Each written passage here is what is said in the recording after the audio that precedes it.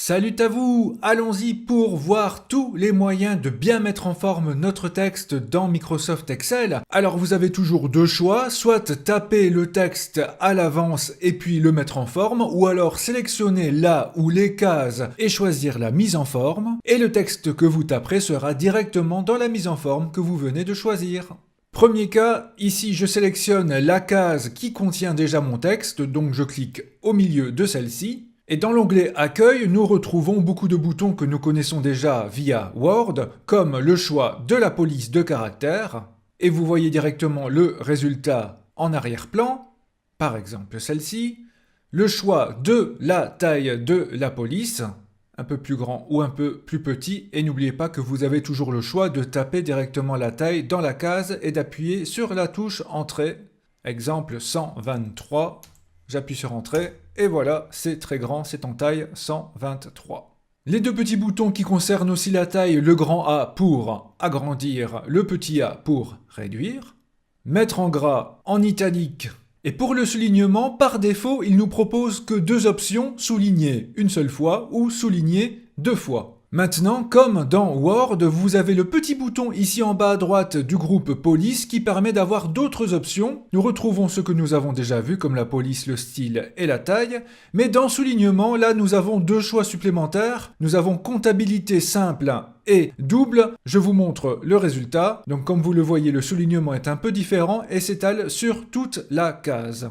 Vous avez là aussi le choix de barrer le texte, si jamais cela peut être utile, et également de le mettre en exposant ou en indice. Exemple concret, vous désirez taper la formule chimique H2O. Tapez d'abord H, 2 et O, sauf qu'ici, seul le 2 doit être un peu plus petit et un peu plus bas, c'est-à-dire en indice. Eh bien regardez, ici nous allons nous placer dans la barre de formule, et là nous avons la possibilité de ne sélectionner qu'une lettre ou un mot si nous avons plusieurs mots. Là je vais sélectionner juste le 2, je vais sur le petit bouton police, et je choisis indice.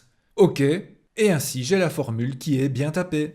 Cela signifie donc aussi que nous pouvons choisir une partie du texte pour le mettre en forme différemment du reste de la case. Exemple, dans ma barre de formule, je ne vais sélectionner que le mot incroyable, et lui je vais le mettre en gras et je vais le souligner. Et comme vous le voyez, cela ne s'applique pas au reste du texte. Et évidemment, nous pouvons choisir ici la couleur du texte avec une palette de différentes couleurs. Et si celle-ci ne suffit pas, vous pouvez aller dans autre couleur pour avoir encore un plus grand choix et même dans personnaliser pour choisir exactement la teinte désirée. Autre façon donc de travailler, je clique sur une case vide, je choisis une police, une couleur, le rouge et en gras. Et ainsi, ce que je tape est déjà en forme.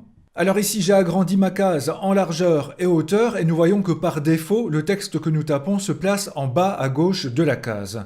Mais dans la partie alignement, nous avons ici 6 boutons qui permettent tout d'abord d'aligner horizontalement, donc aligner à gauche, centré ou aligner à droite. Mais juste au-dessus, nous pouvons aussi choisir l'alignement vertical, en haut, en bas ou centré. Et ainsi, cela nous permet de bien centrer du texte dans une case entière. Et ce, quelle que soit sa taille. Ensuite, même si nous n'avons pas toutes les options de retrait de Word, nous pouvons ajouter facilement un petit retrait pour le texte dans la case, voilà, un peu plus à droite, un peu plus à gauche. C'est toujours mieux que d'appuyer sur espace, espace, espace.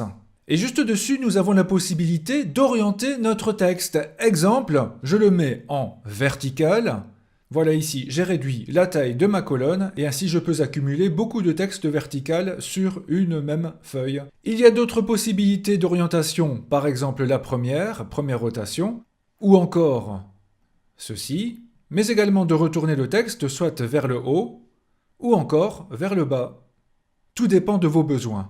Et d'ailleurs, si vous allez sur le petit bouton en bas à droite de la partie alignement, là vous pouvez même choisir exactement l'orientation de votre texte. Ici à droite, par exemple, je veux absolument ceci. OK, et voilà, il se place exactement comme nous l'avons demandé. Autre cas qui peut être embêtant quand vous devez taper du texte qui dépasse de la case. Ici, je tape une phrase. Je l'ai tapé dans la case G27. Et forcément, le texte dépasse totalement de la limite de ma colonne. Si vous voulez empêcher cela et faire en sorte que le texte reste absolument dans la case G27, quitte à l'agrandir, eh bien cliquez sur la case et ensuite choisissez Renvoyer à la ligne automatiquement. Et donc Excel agrandira la case en hauteur, mais gardera le texte dans la case choisie. Et si je continue la phrase en allant dans ma barre de formule, ce sera toujours le cas. Voilà, cela ne dépasse plus. À vous de gérer cela au mieux avec tous les outils que nous venons de voir. Merci de cliquer sur j'aime pour soutenir la vidéo et à très bientôt.